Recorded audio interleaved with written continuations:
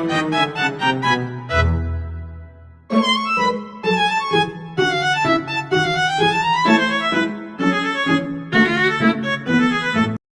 guys! Today is our fourth belated anniversary celebration and we're going to E Resort from Tagum City. And I'll bring you with us to our simple anniversary escape.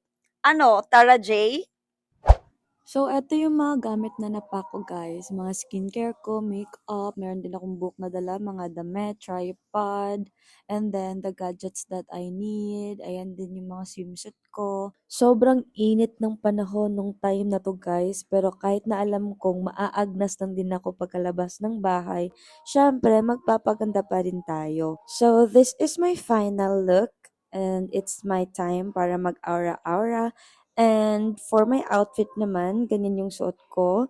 And ang ganda-ganda ng bag ko guys. Nabili ko lang yan siya sa Ukay-Ukay. Okay, let's go! Papunta na tayo sa Banana Beach. And fast forward ko na lang yung biyahe part. Tiis ganda muna tayo sa tirik ng araw or sobrang init na panahon dahil wala pa tayong sasakyan. Pero I know, darating yung araw na ilulook back lang namin tong memories na to kapag nakabili na kami ng sarili naming sasakyan. Of course, that's the goal. So guys, we're finally here and I'm so excited para i-tour kayo sa lugar na to or sa resort na to and kung ano yung mga nagustuhan ko dito at yung mga hindi ko nagustuhan. First is let's talk about the customer service. Medyo na-disappoint lang ako kasi akala namin pagkadating namin sa resort is prepared na yung room namin kasi nga dumating kami on time pero wala pa pala. So medyo nasad ako sa part na yon. So guys, we're currently waiting sa aming food karon. Wala pa jud late kaon. Panggutom na me. Kugi ka.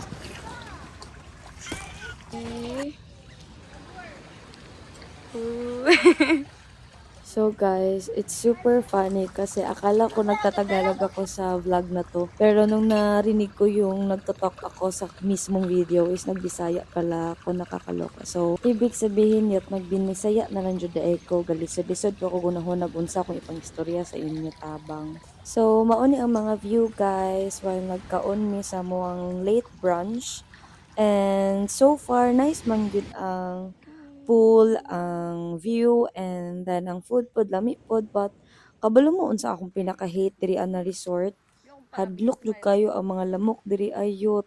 Dagko kay sa katanan sakit kay mama ako niya if mo picture mo or mag-take mo mga video sa gabi ay pag-expect na lang jud nga maapil nimo sila take sa pics ninyo guys. So dili jud nako siya ma-recommend if magplano mo nga mag-anniversary trip diri kay medyo na ruin gyud ang among moment tungod sa lamok guys nga ambot na lang gyud makatagam. But since naa naman mi diri tuloy na lang gyapon ang show and gipanindigan na lang namo kay naggastos naman mi and all no. Pero despite everything wala na mo naganahan sa resort, wala gyapon siya nakababag sa among pag-enjoy kay syempre kami na good ni dili gyud nato sayangan ang moment no magpadala ta sa mga negative side. Masuggested na ako nga maligo mo early kay if 5 p.m. onwards na bitaw murag pinggawas na gyud sa mga lamok guys. Dili ta mo ganahan nga matagampod same sa na experience nako.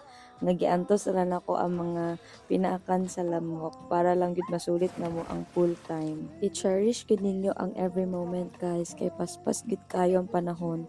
Wala ra gyud namo na malayan nga 4th anniversary na ninamo. And we had so much fun sa resort.